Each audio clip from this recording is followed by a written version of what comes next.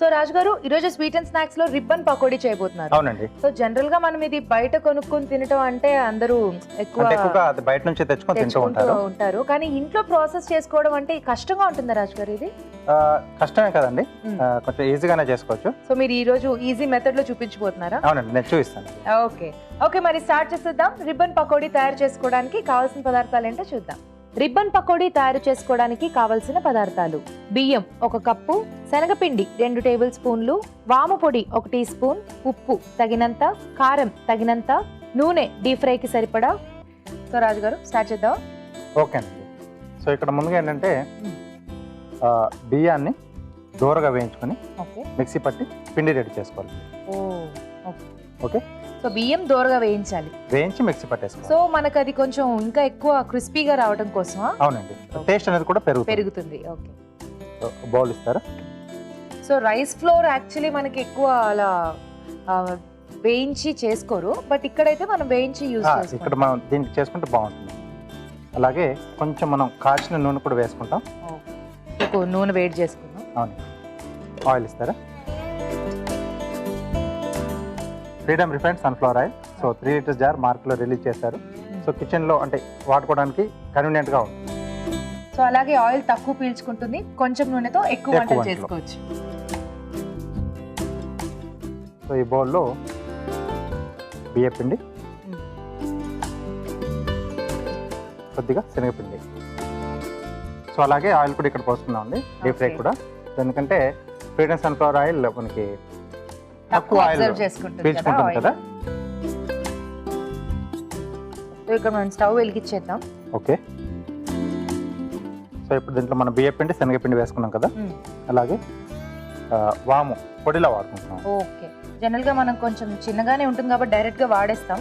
So ఇక్కడ మనం ribbon pakodi చేసుకుంటున్నాం కదా, సో దాంట్లో మనకి ఈజీగా రావాలి రిబ్బన్, కాబట్టి పొడి రూపంలో వాడుతున్నాం. సో ఫ్లేవర్ అనేది మనకు తెలుస్తుంది. ఓకే, సరిపడా ఉప్పు, అలాగే కారం. మనం కాచుకున్న నూనె దీంట్లో వేసేసి ఒకసారి బాగా కలిపేసుకోవాలి.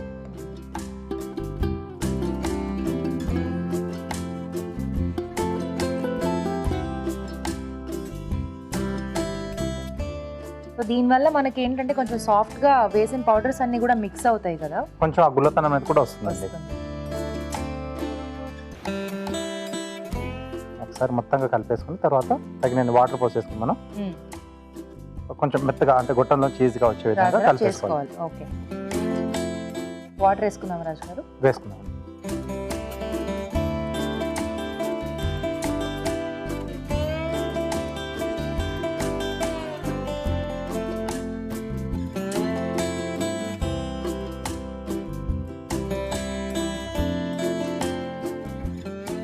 సో ఇక్కడ అంటే బియ్య పిండి తీసుకున్నాం కాబట్టి కొంచెం వాటర్ ఎక్కువగానే పీల్చుకుంటుంది. ఇది చూసుకొని మనకు ఎంత సరిపోతుందో అంత, కానీ మనకి ఎక్కువైనా తక్కువైనా మళ్ళీ మనకి గొట్టంలో మనం పెట్టుకున్నప్పుడు సరిగ్గా రాదు, చూసుకొని వేసుకోవాలి కదా.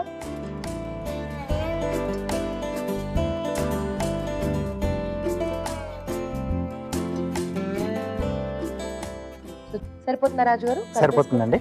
సో ఇప్పుడు గొట్టంలో పెట్టేసుకోవటమే కదా. అవునండి, సో మనకి అచ్చు ఇలా ఉంటుందండి రిబ్బన్ కి.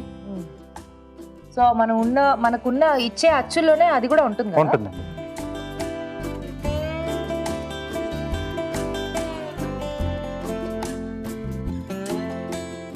సో ఒకసారి టెస్ట్ చేసుకోవాలి కదా కరెక్ట్గా వస్తుందా లేదా అని. ఓకే, సరిపోతుందా రాజు గారు? సరిపోతుంది. సో నూనె ఇటువైపు మార్చేసుకుందాం.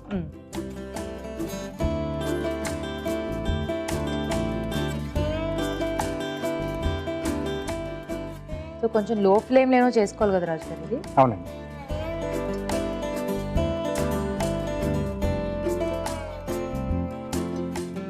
సో బియ్యం పిండి కాబట్టి కొంచెం మనకు ఆ పొంగు అనేది వస్తుంది కదా, కొంచెం లైట్ గా వస్తుంది. అంటే స్టార్టింగ్ మనకు నూనె వేడైన తర్వాత స్టార్టింగ్ వేసినప్పుడు వచ్చి మళ్ళీ అది డౌన్ అయిపోతుంది. ఓకే,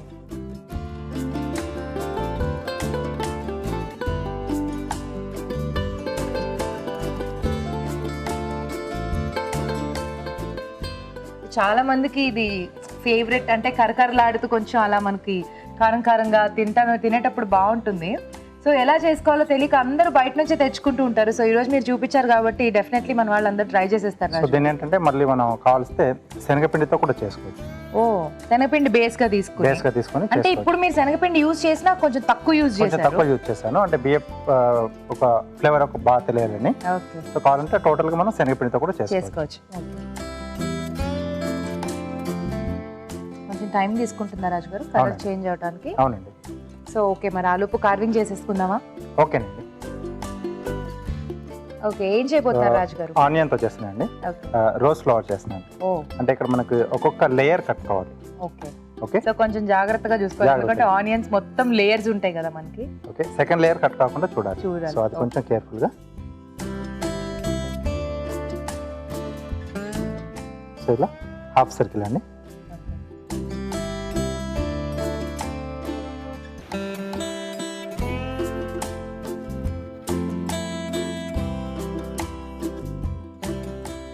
ఓకే, నెక్స్ట్ ఇక్కడ లేయర్ ఫీల్ చేసేప్పుడు ఇలా స్ట్రైట్గా ఘాటు పెట్టేసుకుని ఇలా ఈజీగా వచ్చేస్తుంది.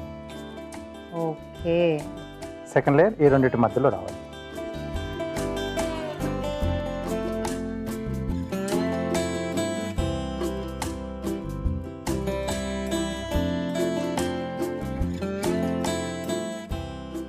సో మళ్ళీ అలాగే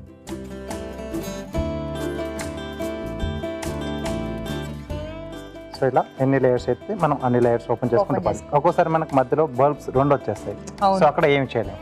ఓకే, ఇంకా వేరే ఆనియన్ తీసుకోవాల్సిందే కదా, లేదా అలాగే మనం డిస్ప్లే అన్న పెట్టేసుకోవాలి. సో మధ్యలో అలా బడ్లా ఉండిపోతుంది అన్నమాట. కానీ కొంచెం కష్టం కదా రాజు గారు. కొంచెం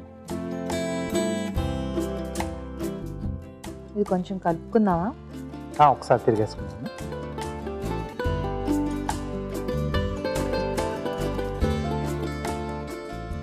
ఇంకా మనకి బాగా రెడ్డిష్ బ్రౌనిష్ కలర్ ఇంకొంచెం లైట్ గా వస్తే సరిపోతుంది. అంటే మనం ఇక్కడ బేస్ ఎక్కువ బియ్యం పిండి తీసుకున్నాం కాబట్టి మనకు అంతగా కలర్ అయితే చేంజ్ అవ్వదు. లేదు. ఓకే, కొద్దిగా అయితే మనకు సరిపోతుంది. ఓకే,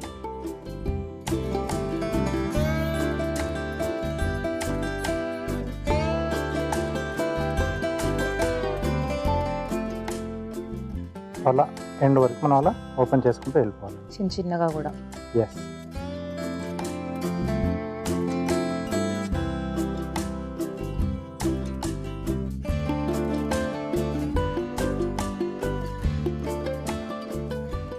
సో ఇక్కడ 2 బల్బ్స్ వచ్చేసాయి. యా, సో ఇంక మనం ఏం చేయలేం కాబట్టి దాన్ని బడ్లాగా పెట్టేసుకోవటం. ఎస్. కొంచెం ఇలా ట్రిమ్ చేసి చిన్నగా చేసేసుకుంటే సో ఇలా రోజ్ ఫ్లవర్ వచ్చేస్తుంది. Wow, very nice. చూడ్డానికి అయితే అసలు ఇది అసలు చాలా కష్టం అన్నట్టు అనిపిస్తుంది, బట్ ఫస్ట్ ప్రాసెస్ నుంచి కరెక్ట్ గా చూస్తే ఆ ప్రాసెస్ అంతా కూడా కొంచెం ప్రాక్టీస్ చేస్తే వచ్చేస్తుంది. ఓకే, సో ఇది కూడా అయిపోయింది కదా, సర్వ్ చేసేసుకుందాం.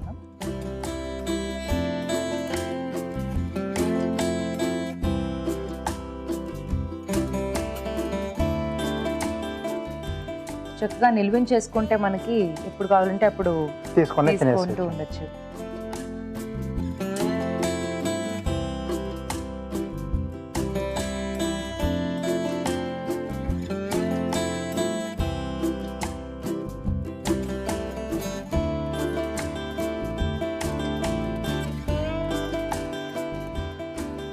Okay okay,